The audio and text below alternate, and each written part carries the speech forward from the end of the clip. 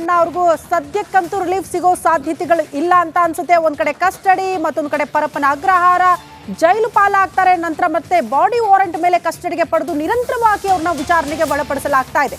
ಒಂದಲ್ಲ ಮೂರು ಪ್ರಕರಣ ದಾಖಲಾಗಿತ್ತು. ಬಟ್ ಈಗ ಮತ್ತೊಂದು ಪ್ರಕರಣ ದಾಖಲಾಗಿರೋದು ಕಳೆದ ವಾರ. ಆ ಪ್ರಕರಣಕ್ಕೆ ಸಂಬಂಧಪಟ್ಟಂತೆ ಮತ್ತೆ ಅವ್ರನ್ನ ಕಸ್ಟಡಿಗೆ ಪಡೆದುಕೊಂಡಿದ್ದಾರೆ ಅಧಿಕಾರಿಗಳು ಅನ್ನೋದ್ರ ಡೀಟೇಲ್ಸ್ ಸದ್ಯ ಸಿಗ್ತಾ ಇದೆ. ಅಲ್ಲಿಗೆ ಸದ್ಯಕ್ಕಂತೂ ರಿಲೀಫ್ ಸಿಗುವ ಸಾಧ್ಯತೆಗಳು ತೀರಾ ಕಡಿಮೆ. ಪ್ರಜ್ವಲ್ ರೇವಣ್ಣ ಅವರ ವಿರುದ್ಧ ಈ ಲೈಂಗಿಕ ದೌರ್ಜನ್ಯ ಆರೋಪ ಪ್ರಕರಣಕ್ಕೆ ಸಂಬಂಧಪಟ್ಟಂತೆ ನಿರಂತರವಾಗಿ ಅವ್ರನ್ನ ವಿಚಾರಣೆಗೆ ಒಳಪಡಿಸಲಾಗಿದೆ. ಸಿಐಡಿ ಪೊಲೀಸ್ ಠಾಣೆಯಲ್ಲಿ ದಾಖಲಾಗಿರುವಂತಹ ಕೇಸ್ ಈಗ ಲೈಂಗಿಕ ದೌರ್ಜನ್ಯ ಆರೋಪದಡಿ ಪ್ರಜ್ವಲ್ ವಿರುದ್ಧ ಕೇಸ್ ದಾಖಲಾಗಿದೆ. ಲೈಂಗಿಕ ದೌರ್ಜನ್ಯ ಎಸಗಿ ವಿಡಿಯೋ ಶೇರ್ ಮಾಡಿರುವಂತಹ ಆರೋಪ. ಪ್ರಜ್ವಲ್ ಜೊತೆ ಪ್ರೀತಮ್ ಗೌಡ ಇನ್ನಿಬ್ಬರ ವಿರುದ್ಧವೂ ಕೂಡ ಕೇಸ್ ದಾಖಲಾಗಿದೆ. ಸದ್ಯ ಮತ್ತೆ ಬಾಡಿ ವಾರೆಂಟ್ ಮೇಲೆ ಅವ್ರನ್ನ ಕಸ್ಟಡಿಗೆ ಪಡೆದುಕೊಂಡು ವಿಚಾರಣೆಗೆ ಒಳಪಡಿಸುತ್ತಿದ್ದಾರೆ ಅಧಿಕಾರಿಗಳು ಅನ್ನೋದ್ರ ಡೀಟೇಲ್ ಸಿಗ್ತಾ ಇದೆ. ಒಂದ್ ಕಡೆ ಪ್ರಜ್ವಲ್ ರೇವಣ್ಣ, ಮತ್ತೊಂದು ಕಡೆ ಸೂರಜ್ ರೇವಣ್ಣ, ಇಬ್ಬರು ಮಕ್ಕಳು ಕೂಡ ಸಂಕಷ್ಟಕ್ಕೀಡಾಗಿದ್ದಾರೆ. ಹಾಗಾಗಿ ಎಚ್ ಡಿ ರೇವಣ್ಣ ಅವ್ರಿಗೂ ಸಹಜವಾಗಿ ಒಂದು ರೀತಿ ಮುಜುಗರದ ಸನ್ನಿವೇಶ. ಒಂದ್ ಕಡೆ ಪಕ್ಷ ಕೂಡ ಅವರಿಂದ ಅಂತರ ಕಾಯ್ದುಕೊಳ್ತಾ ಇದ್ದದನ್ನ ಗಮನಿಸಿದ್ವಿ. ನಿರಂತರವಾಗಿ ಡ್ಯಾಮೇಜ್ ಮೇಲೆ ಡ್ಯಾಮೇಜ್ ಎಚ್ ಡಿ ರೇವಣ್ಣ ಅವ್ರಿಗೆ ಸದ್ಯ ಈಗ ಪ್ರಜ್ವಲ್ ರೇವಣ್ಣ ಅವ್ರನ್ನ ಮತ್ತೊಂದು ಕೇಸ್ನ ವಿಚಾರಕ್ಕೆ ಸಂಬಂಧಪಟ್ಟಂತೆ ಕಸ್ಟಡಿಗೆ ಪಡೆದುಕೊಳ್ಳಲಾಗಿದೆ. ಒಂದ್ ಕಡೆ ಈ ಅಶ್ಲೀಲ ವಿಡಿಯೋ ಚಿತ್ರೀಕರಣದ ವಿಚಾರಕ್ಕೆ ಸಂಬಂಧಪಟ್ಟಂತೆ ಪ್ರಜ್ವಲ್ ರೇವಣ್ಣ ಅವ್ರಿಗೆ ಸಂಕಷ್ಟ ಎದುರಾಗಿದ್ರೆ ಇದೇ ಅಶ್ಲೀಲ ವಿಡಿಯೋಗಳನ್ನ ಶೇರ್ ಮಾಡಿದ್ಯಾರು? ಈ ಪ್ರಶ್ನೆಗೆ ಸಂಬಂಧಪಟ್ಟಂತೆಯೂ ಕೂಡ ಪ್ರೀತಮ್ ಗೌಡ ಅವರಿಗೆ ಸಂಕಷ್ಟ ಎದುರಾಗಿದೆ. ರಾಜ್ಯದಲ್ಲಿ ಪ್ರಜ್ವಲ್ ರೇವಣ್ಣ ಪೆನ್ ಡ್ರೈವ್ ಹಲ್ಚಲ್ ವಿಚಾರಕ್ಕೆ ಸಂಬಂಧಪಟ್ಟಂತೆ ವಿಡಿಯೋ ಹಂಚಿಕೆ ಸಂಬಂಧ ಪ್ರೀತಮ್ ಗೌಡ ಅವರಿಗೆ ನೋಟಿಸ್ ಇಶ್ಯೂ ಆಗಿದೆ ಅಂತೆ. ವಿಡಿಯೋ ಹಂಚಿಕೆ ಸಂಬಂಧ ದೂರು ದಾಖಲಾಗಿತ್ತು. ಇದೇ ವಿಚಾರಕ್ಕೆ ಸಂಬಂಧಪಟ್ಟಂತೆ ನೋಟಿಸ್ ನೀಡಲಾಗಿದೆ.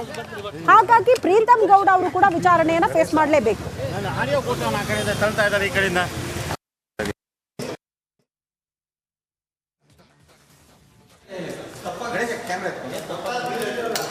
ಅದನ್ನೇ ಹೇಳಿಬಿಡಿ ಅಷ್ಟೇ. ಒಂದು ವಾರ ಆಗಿದೆ ಕಂಪ್ಲೇಂಟ್, ನಿಮ್ಮ ಹೆಸರಿದೆ ಗೊತ್ತಿಲ್ಲ. ಈಗ ಚೆಕ್ ಮಾಡ್ತೀನಿ. ಹಾಂ ಸರ್, ಚೆಕ್ ಮಾಡ್ತೀನಿ. ಈಗ ಚಿಕ್ಕದಾಗಿ ಹೇಳ್ಬಿಟ್ಟು ಹೋಗಿ 100% ರಿವರ್ಟ್ ಮಾಡ್ತೀನಿ. ನಾನು ಇಲ್ಲಿಗೆ ಬರ್ತೀನಿ. ಅಲ್ಲ ಸರ್, ಅಲ್ಲ ಇಲ್ಲಿಗೆ ವಾಪಸ್ ಬಂದು ರಿವರ್ಟ್ ಗಣೇಶ ನಾನು ಆಡಿಯೋ ಫೋಟೋ ಆ ಕಡೆಯಿಂದ ತಳ್ತಾ ಇದ್ದಾರೆ, ಈ ಕಡೆಯಿಂದ.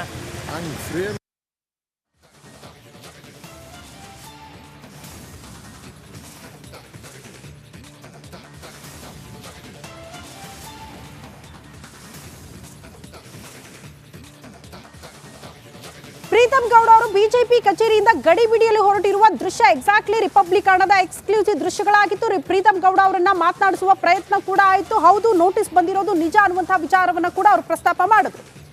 ನೋಟಿಸ್ ಬಂದಿದೆ, ವಿಚಾರಣೆಯನ್ನ ಫೇಸ್ ಮಾಡಲೇಬೇಕಾದಂತ ಅನಿವಾರ್ಯತೆ ಪ್ರೀತಮ್ ಗೌಡ ಅವರಿಗೆ. ಆಲ್ರೆಡಿ ಅವರ ಆಪ್ತರು ಸಂಕಷ್ಟದ ದಿನಗಳನ್ನ ಫೇಸ್ ಮಾಡಾಗಿದೆ. ಹಾಗಾಗಿ ಇವ್ರಿಗೂ ಕೂಡ ಈಗ ನೋಟಿಸ್ ಕೊಟ್ಟು ವಿಚಾರಣೆಗೆ ಹಾಜರಾಗಬೇಕು ಅನ್ನುವಂತಹ ಸೂಚನೆ. ಈ ಕುರಿತು ಮತ್ತಷ್ಟು ಡೀಟೇಲ್ಸ್ ಅನ್ನ ಕೊಡೋದಕ್ಕೆ ನಮ್ಮ ಪ್ರತಿನಿಧಿ ಸುನಿಲ್ ನೇರ ಸಂಪರ್ಕದಲ್ಲಿ ಜಾಯಿನ್ ಆಗ್ತಿದ್ದಾರೆ. ಸುನಿಲ್, ಪ್ರಜ್ವಲ್ ರೇವಣ್ಣ ಅವರಿಗೆ ಮತ್ತೊಂದು ಕೇಸ್ನ ಸಂಕಷ್ಟ, ಮತ್ತೊಂದು ಕಡೆ ಈ ಅಶ್ಲೀಲ ವಿಡಿಯೋಗಳನ್ನ ಶೇರ್ ಮಾಡಿರುವಂತಹ ರೂವಾರಿ ಯಾರು ಅನ್ನುವಂತಹ ಪ್ರಶ್ನೆಗೆ ಪ್ರೀತಮ್ ಗೌಡರ ಹೆಸರು ಕೂಡ ತಳಕಾಕಿಕೊಂಡಿತ್ತು. ಈಗ ನೋಟಿಸ್ ಕೂಡ ಇಶ್ಯೂ ಆಗಿದೆ. ಈ ಬೆಳವಣಿಗೆಗೆ ಸಂಬಂಧಪಟ್ಟಂತೆ ಸದ್ಯ ಆಗ್ತಾ ಇರುವಂತಹ ಡೆವಲಪ್ಮೆಂಟ್ಗೆ ಸಂಬಂಧಪಟ್ಟಂತೆ ಏನ್ ಮಾಹಿತಿ ಕೊಡ್ತೀರಿ?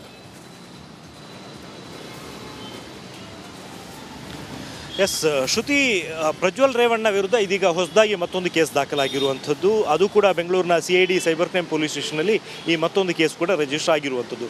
ಸದ್ಯಕ್ಕೆ ಬೆಂಗಳೂರು CID ಸೈಬರ್ ಕ್ರೈಮ್ನಲ್ಲಿ ದಾಖಲಾಗಿರುವಂಥ 3ನೇ ಪ್ರಕರಣ ಕೂಡ ಹೌದು. ಇದರಲ್ಲಿ ಪ್ರಮುಖ ಆರೋಪ ಇರುವಂಥದ್ದು ಒಂದು ಮಹಿಳೆ, ಆ ವಿಕ್ಟಿಮ್ ಆಗಿರುವಂತಹ ಮಹಿಳೆ ಮೇಲೆ ಲೈಂಗಿಕ ದೌರ್ಜನ್ಯ ಎಸಗಿರೋದ್ರ ಜೊತೆಗೆ ಇವರು ಅದೆಲ್ಲವನ್ನು ಕೂಡ ವಿಡಿಯೋ ಮಾಡಿಕೊಂಡು ಶೇರ್ ಮಾಡಿದ್ದಾರೆ ಅನ್ನುವಂಥ ಒಂದು ಆರೋಪ ಇರುವಂಥದ್ದು. ಇದಕ್ಕೆ ಸಂಬಂಧಪಟ್ಟಂತೆ ಈಗ ಪ್ರಕರಣ ದಾಖಲಾಗಿರುವಂಥದ್ದು. ಇಲ್ಲಿ ಮತ್ತೊಂದು ವಿಶೇಷತೆ ಏನು ಅಂತ ಹೇಳಿದರೆ, ಒಟ್ಟು 4 ಜನ ಆರೋಪಿಗಳಿದ್ದಾರೆ. ಮೊದಲನೇ ಆರೋಪಿಯನ್ನಾಗಿ ಪ್ರಜ್ವಲ್ ರೇವಣ್ಣ ಅವ್ರನ್ನ ಮಾಡಿದರೆ, ಇನ್ನು 2 ಆರೋಪಿಗಳ ಜೊತೆಗೆ 4ನೇ ಆರೋಪಿಯನ್ನಾಗಿ ಹಾಸನದ ಮಾಜಿ ಶಾಸಕ ಪ್ರೀತಮ್ ಗೌಡ ಅವರ ಹೆಸರು ಕೂಡ ಇರುವಂಥದ್ದು. ಈ ಒಂದು ಪ್ರಕರಣಕ್ಕೆ ಸಂಬಂಧಪಟ್ಟಂತೆ ಇದು 354A-B-C ಜೊತೆಗೆ 66 IT ಆ್ಯಕ್ಟ್ ಅಡಿ ಪ್ರಕರಣ ದಾಖಲಾಗಿರೋದ್ರಿಂದಾಗಿ ಈ ವಿಡಿಯೋಗಳನ್ನು ಶೇರ್ ಮಾಡಿರುವಂಥ ಆರೋಪ ಪ್ರೀತಮ್ ಗೌಡ ಮತ್ತು ಅವರ ಬೆಂಬಲಿಗರ ಮೇಲೆ ಇರುವಂಥದ್ದು. ಇದೇ ಒಂದು ಕಾರಣಕ್ಕೋಸ್ಕರ SIT ಅಧಿಕಾರಿಗಳು ಈಗಾಗಲೇ ಪ್ರೀತಮ್ ಅವರಿಗೂ ಕೂಡ ನೋಟಿಸ್ನ ನೀಡಿದ್ದಾರೆ ಅನ್ನುವಂಥದ್ದು ಮಾಹಿತಿ ಇದೆ.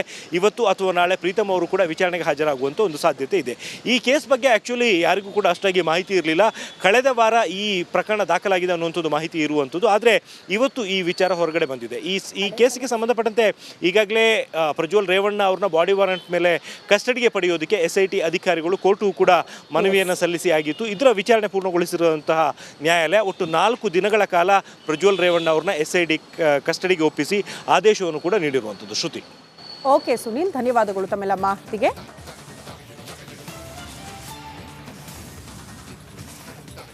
ನೋಡಿ, ಮಳೆ ಎಲ್ಲೆಡೆ ಖುಷಿಯನ್ನ ತಂದಿದ್ರೆ ಕರಾವಳಿಗರು ಮಾತ್ರ ಸಂಕಷ್ಟದ ದಿನಗಳನ್ನ ಫೇಸ್ ಮಾಡ್ತಿದ್ದಾರೆ. ಎಸ್ಪೆಷಲಿ ಮೀನುಗಾರರು ಈ ಸಂಕಷ್ಟದ ದಿನಗಳನ್ನ ಫೇಸ್ ಮಾಡ್ತಿದ್ದಾರೆ.